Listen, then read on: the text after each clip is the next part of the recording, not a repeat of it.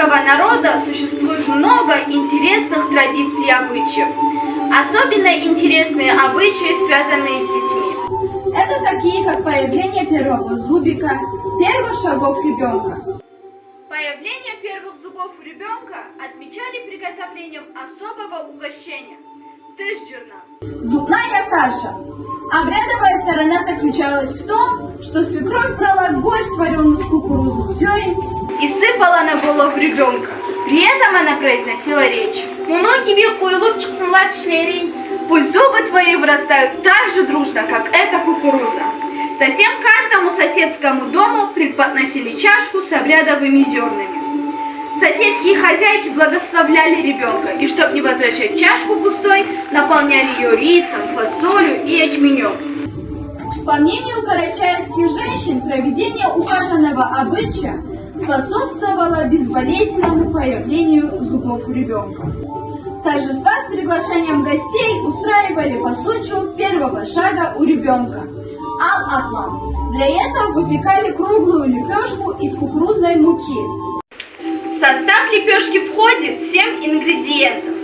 Бараний жир, картошка, Мука, вода, соль, сыр, перец.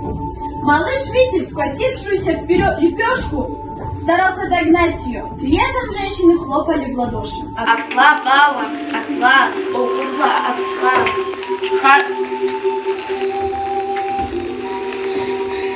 хар атламын тынч болсын, көпке митке чыгарсын.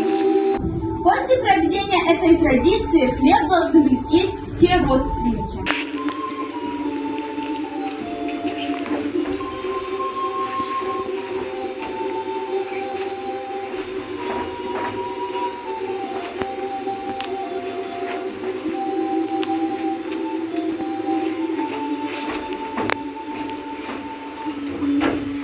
достижений Годовалого возраста и ритуальности выбора предметов ребенка.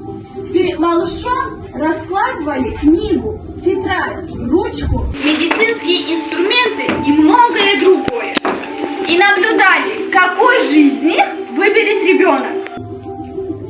По этому выбору взрослые определяли будущую профессию ребенка, когда он вырастет. Ну вот, и наша Рамина сделала свой выбор. Она выбрала стетоскоп.